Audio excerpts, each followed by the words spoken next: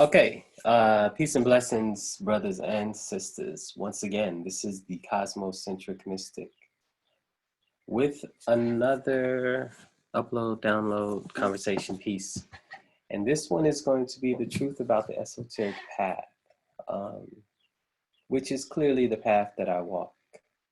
And so there are not going to be a lot of brothers and sisters that can identify with this message, and I understand that, and I'm totally fine with that because that's just the way it is.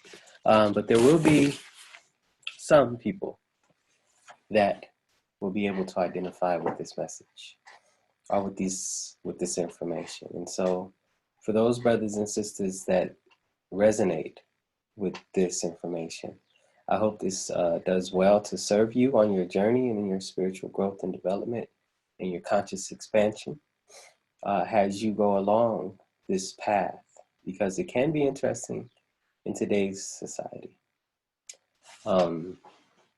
It's a little bit different than it has been in the past, but certain principles are still the same.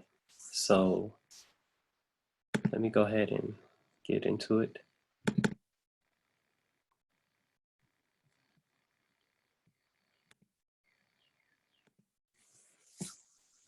All right, the truth about being woke, the esoteric path. So esoteric is inner knowledge. So the majority of times that we interact in life, or the people that we interact with, they're going to be vibrating. They're going to be responding to external stimuli. So they are not going to be interested in what is going on with them internally. They are not going to be interested in understanding and bringing out their inner power. That's going to sound like a weird conversation to them.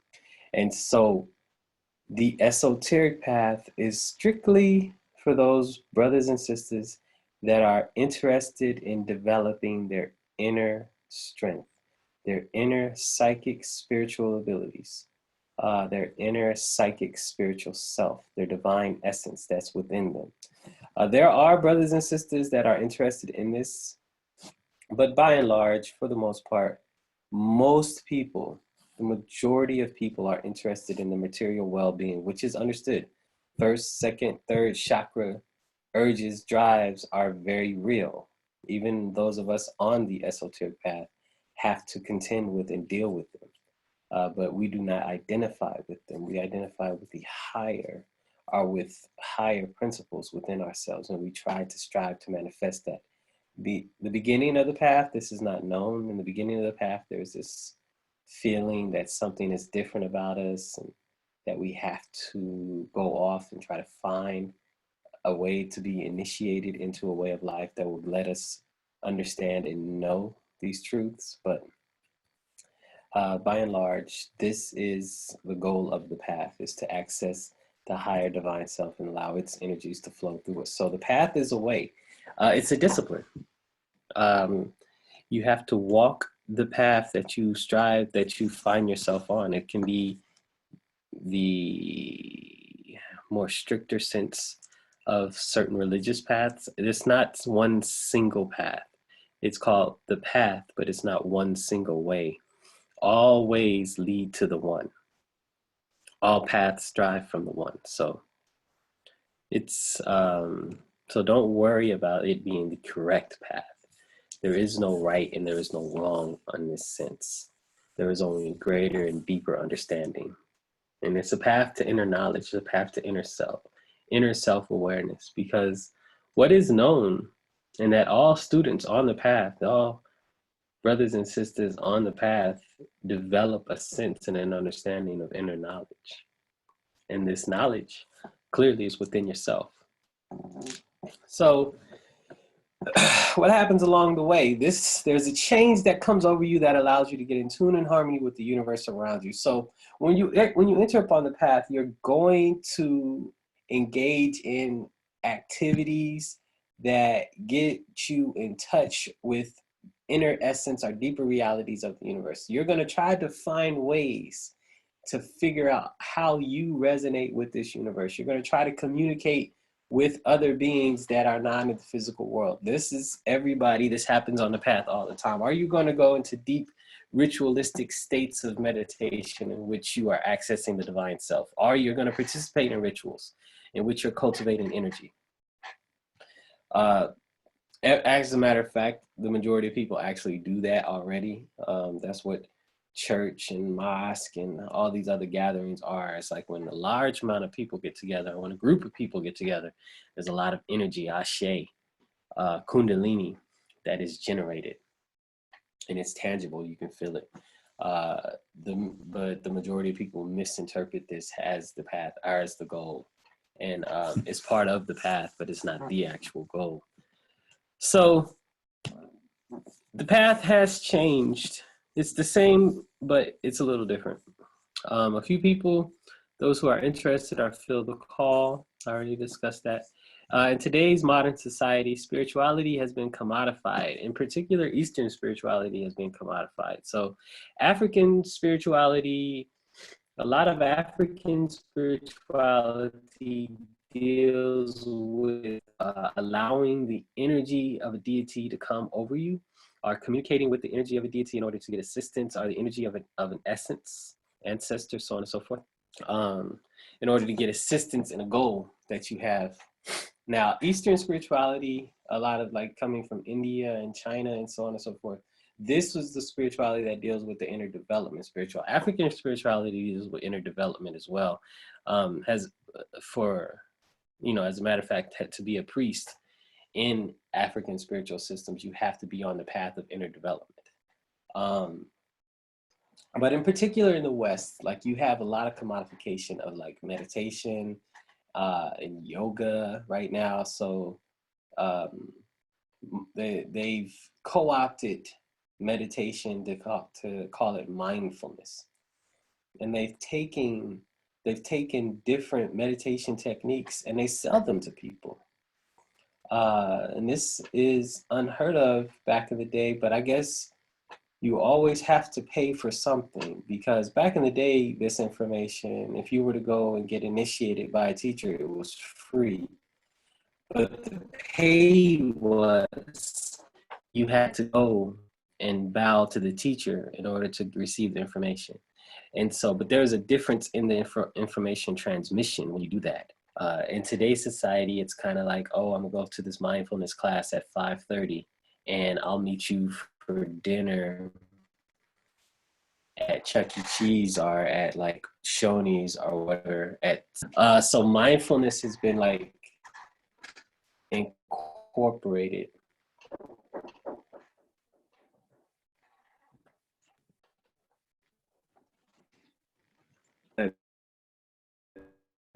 Into the dominant corporate structure of society at the moment. So whatever the people from the 60s and the 70s were doing, they were pushing the movement forward. They pushed it. And people in the dominant society saw the benefits of being self-aware and being conscious of how important it is to be holistic, and they incorporated it. This happened in the last 12 years, I want to say. It's this mindfulness movement, this movement towards wholefulness, holistic living, is really a 12-year. I won't put it beyond 12 years. I mean, of course, there's been spurts and starts, but as far as a popular trend, no, 12 years is even giving it a long time.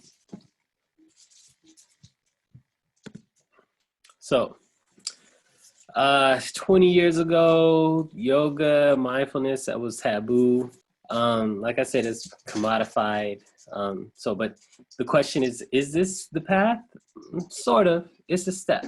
You can't really say it's not, because it is.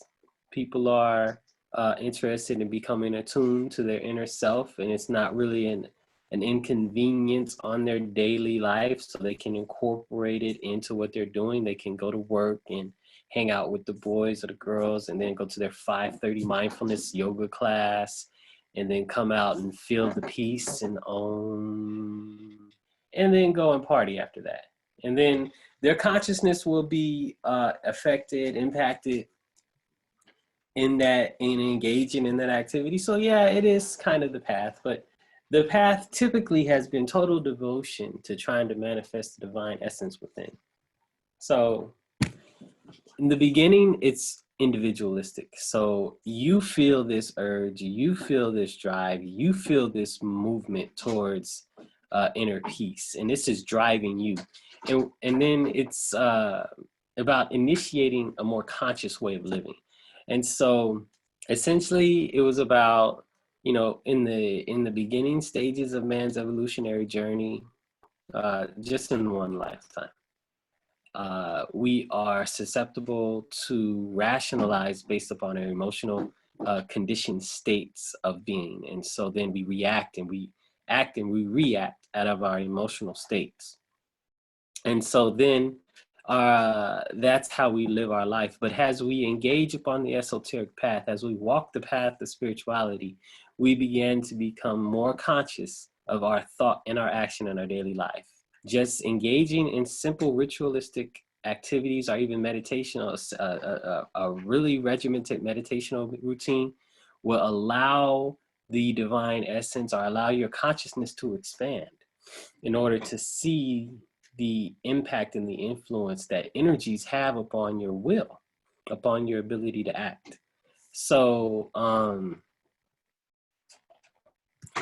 let me talk about now these new trends. They're a great step toward awakening consciousness and awareness, but the goal is typically health and finances. And this is going back to what I was talking about as far as mindfulness and yoga being a business. And so for the student going to the teacher, health is a concern. But for the administrator or the person giving the class, typically finances are the interest. And so then you have someone interested in better health, and then you have another person interested in expanding or creating a financial stability. Is there anything wrong with this? In truth, no, not really.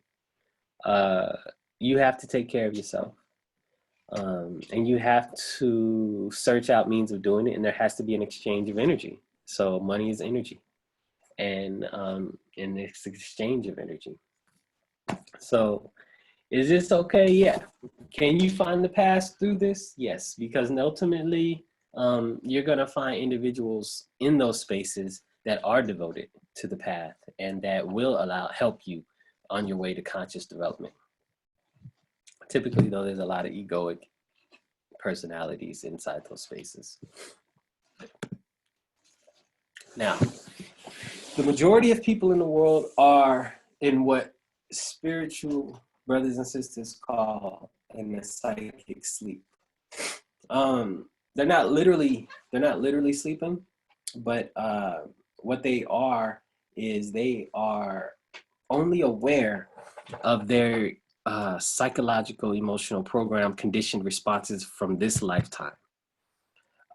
They are only reacting and acting out of their out of their zodiacal chart.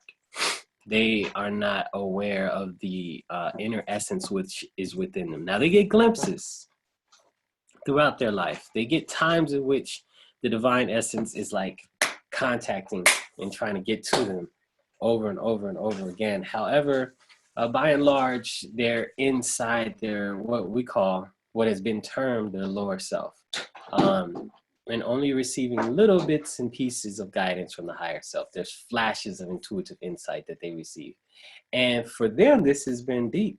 This has been, something that's intense. And a lot of times, because of the ego's desire and nature not to be wrong and to not want to get help and assistance from other brothers and sisters that are maybe further along on the path, they remain stuck in this, and they are okay with being able to say, hey, this is where I'm at, this is what it is, and that's how it's going to be.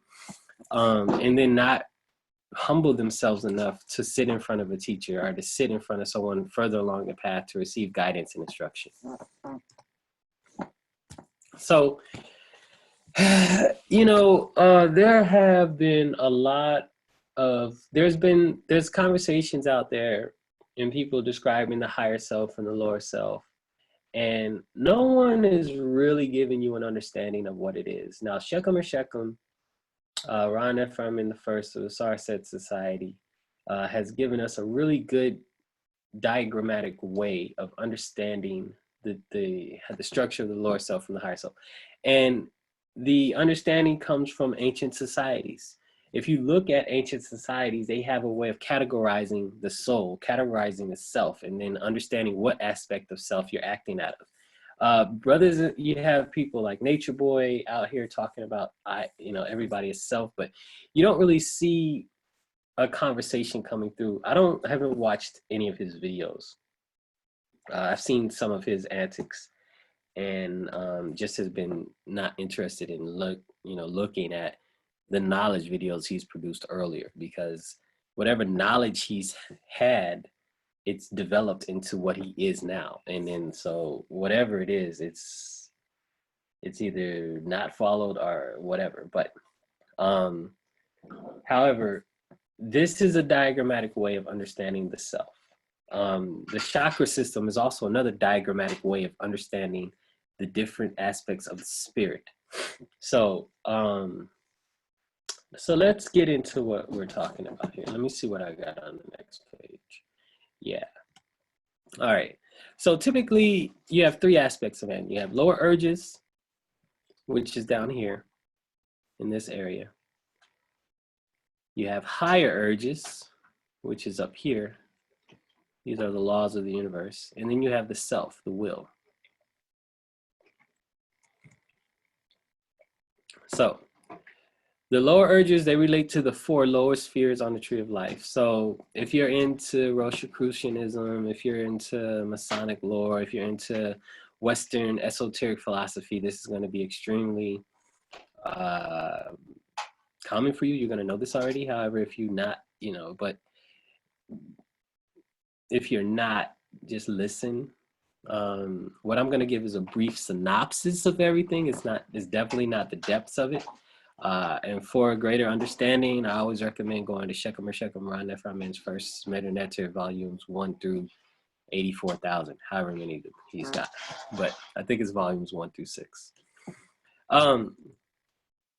So let's look at this. The lowest sphere here is our physical body get. It relates to the first chakra, and it relates to our physical needs in this life. So it's our physical body. We have to take care of food, clothing, and shelter, and we have to have a way of supporting ourselves. You can't get around that. No matter how spiritual you are, you need to eat. No matter how spiritual you are, you need to have shelter. People are trying to take off their clothes and be spiritual nowadays, but whatever. Typically, you need to have clothing and protection. These are basic needs of the human self. As you take on the human physical form, you need a body. You have a body, and you need to take care of that body. And so that's what Geb is. Now, some people take it to the limit, take it to the extreme, and then your devotion. See the straight line here? The straight line represents devotion coming from our set. Your devotion in the beginning stages is to the care of the physical. So these three aspects here, if we look at these three, they make a triangle, and the energy of this triangle is pointing downwards. That means these three spheres, their energy, right, if uncultivated, in the beginning stages of life, points downwards. So our set is devotion, it's learning, it's trance-like states. And so it's like, well, what you're devoted to. Are you devoted to the divine essence? Are you devoted to the self? Are you devoted to the physical self? You had to kind of go over the story of Asar, Set, and Heru to get through that. I hadn't intended on doing that because that'll take us into a bigger discussion. But essentially, the basics of the story goes, it's the hero's journey that's talked about in so many different systems. And so essentially, Set and Asar get together. They are, brother and sister, and they're divine. They're coming from the divine essence, and they create civilization. Right? Asar is the knowledge. Asar has all the knowledge to create civilization, and he goes about and he does that. His knowledge of the divine laws helps him organize people into this harmonious society. Set is his wife at the time. Asar has a brother, Set, who wants to take over the kingdom. He does. He takes Asar off the throne, and then Set, his wife, goes into hiding. And then while in hiding, she gives birth to Heru through resurrecting Asar, or, compiling or putting Asar back together, and then, having, intercourse with a dead guy. We can talk about that myth as it is. However, through that union, she produces Heru. Now, Heru's goal, Heru's job, is to establish harmony in the kingdom again. Because once Set takes over, he starts destroying stuff. They made a movie about it, Gods of Egypt. Check it out. It's talks about the philosophy. Yeah, they tried to do their best. Or no, they didn't. They put out a conversation. But anyway, so Aset is our devotion. What we are devoted to has to do with learning, and so on and so forth. Now, Sebek, our sphere 8, is our logical, rational faculty. It deals with our belief system and how we rationalize the world. And so in the beginning, Sebek is looking at this world and trying to figure it out. Or your 8th faculty, or your intellectual or rational faculty, is looking at this world and trying to figure out how it can obtain information to help the physical self. So Sebek is connected with Aset, and they're both trying to figure out information and how it can help the physical self. So when you look at people constantly rationalizing why they do these things that they do in order to get what they have, they're using their Sebek faculty and their devotion to their physical self in their conversation. Het Heru, the sphere 7, Nexat, or I think it's called in Kabbalistic terms, is our pleasure faculty. It's our joy faculty. It's our ability to put a harmonious, to take things that are in the world and create a harmony from them. But you don't create those things that make harmony. It's the thing, it's already there. But by and large, though, it has to deal with joy and pleasure. So what do you take joy in? What do you take pleasure in? This is sex, drugs, rock and roll, flowers, whatever brings you pleasure and joy. Joy can be reading, whatever. It's still whatever brings you pleasure and joy. And these 3 faculties together, these 4 faculties together, equal the lower self, the egoic lower self. And it's strong. It's very strong. And people stay stuck here. According to esoteric philosophy, people stay stuck here for thousands of lives or thousands of years, and they don't come out of it. Something has to awaken them up. And this is the will, consciousness will. This is consciousness as well, but this is consciousness will, sphere 6. And your will at this time is all focused towards the physical self. Now, these aspects here, they're the higher self. So this is the lower self, egoic mind nature that identifies with the body, mind, consciousness of limited existence. You could read there, but you're essentially, your mind is only attuned to your own self, or your physical body self, not understanding the connection between all of the universe. Now, the higher self, we're going to talk about some of these spheres on the higher self. Trust me, if you're just hearing this for the first time and it's brand new to you, it's a very deep, long conversation. Thousands of people practice this as an understanding. It's been in practice for thousands of years. In this form, hundreds, but in general, thousands. And so take your time, understand this is just a brief synopsis.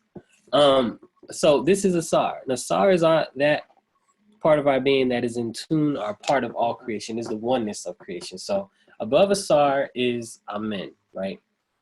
And then Amen is the essence of creation. It is the existence that existed before existence existed. It has energy, matter, consciousness, will inside of it.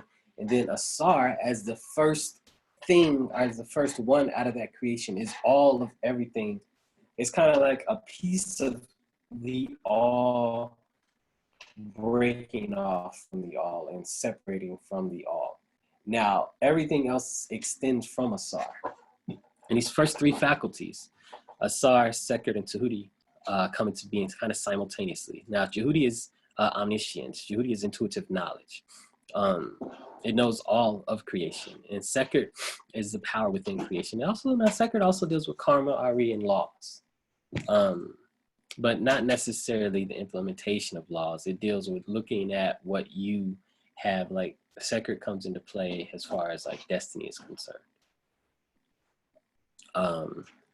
And now Ma'at is the laws of the universe. Ma'at is what exists. It's not truth, justice, righteousness, reciprocity, balance, and right order. Those are parts of Ma'at. Ma'at is also the law that keeps everything in balance. It is the law of the universe that keeps, it's the law, it's, you know, we can liken it to the four, you know, forces of the universe, the electromagnetic, the strong and weak force, and gravity to a degree. But it's Ma'at that allows the earth to travel around the sun at just the earth to be in relationship to the sun at just the right time, or just the right distance, and to revolve at just the right speed so that life can exist. So that Ma'at is what is in charge of making sure that your body is operating the way it operates.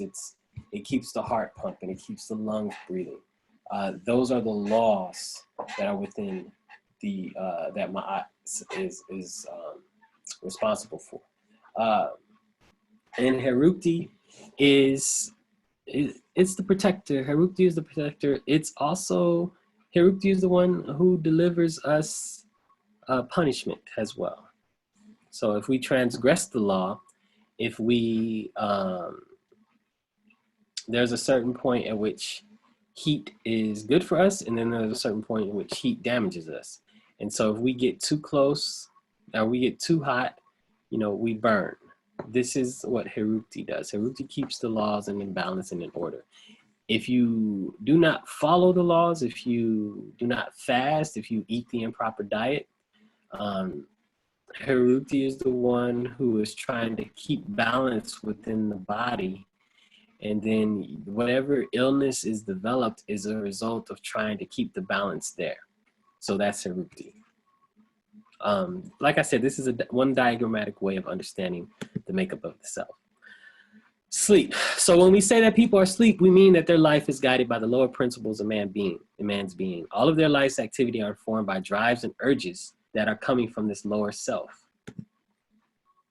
When becoming awake are coming out of their dream state, energies from the higher self begin to flow into the mind and life of the person. Now, let it be known that all times, so what this means is, as you engage in meditation, as you engage in ritual, as you are looking at crystals, as you are, you know, doing full moon meditations, as you're doing whatever energies, whatever you're doing in order to activate and access that energy, what you are actually doing is trying to get more and more information, more and more influence from the divine essence that is within. So in the beginning, you're going to notice all sorts of fascinating changes and events in your life. You're going to have chance meetings with people that's going to seem fortuitous. You're going to be like, wow, that was really great. It's going to help you along your way. There's going to be opportunities for growth. So you're going to be challenged, and you're going to take on those challenges, and you're going to explore and see exactly what type of person you are. Here's kind of what's interesting. You're going to start meeting really deep and weird people. You're going to, in your mind, they're going to be deep and weird, or you're already deep and weird and you feel like that, or other people are going to consider them weird. That's just how it goes, because everybody who walks the spiritual path always goes against society. Society has this mind frame. It's a spirit of society that wants to promote itself. Everybody has that spirit inside of them. And when you start acting in a spiritual way, you're going against social norms. And people are going to call you weird because they don't understand the context in which you're operating out of. And you have to embrace that in order to walk this path and this journey. And then you're going to start becoming aware and conscious of things that are harmful to you that you used to enjoy. You know, going to the club was cool. Eating that McDonald's burger was cool up until you started to understand how it was, hurting you. So some of the consequences of becoming esoterically woke, and woke in general, start losing friends because people don't understand you anymore. And as you are devoted to your path, they still want to stay on theirs. Arguments in the family, that's going to be big because you're going to start going against family philosophy. They're going to want to keep every member of their family inside. This is the recent apologetics movement, or not recent, but this resurgence of apologetics that we're starting to see now against the conscious community, because these are people that want to keep people inside their philosophy. They want to keep people inside their zeitgeist, inside their spirit, to keep moving. Job security, early 2000s and back, this was a thing. Nowadays, people can become woke and get on the internet and start talking, get this big following, and make money. Back in the day, because you kept it to yourself because there was extreme backlash, because in general, what people don't know, people fear. And then what they fear, they attack. And so typically people of the conscious community would get attacked via the easiest way to attack us is through our finances and our ability to take care of our responsibilities, and particularly our families. So magic. As you delve deeper and deeper into the way of life that you've chosen, you'll begin to see that you have the ability to affect things in the physical world. This can be done through several different tools that's available to you on the path, such as affirmations, mantras, oracle decks, rituals, different things, different tools, different ways of communicating with the universe in order to achieve desired results. And when you begin to walk, you're going to start to see energy flowing through you. And so, in truth, I hope this brief kind of synopsis of the spiritual path helps you out and in your understanding and in your walk, if this is for you.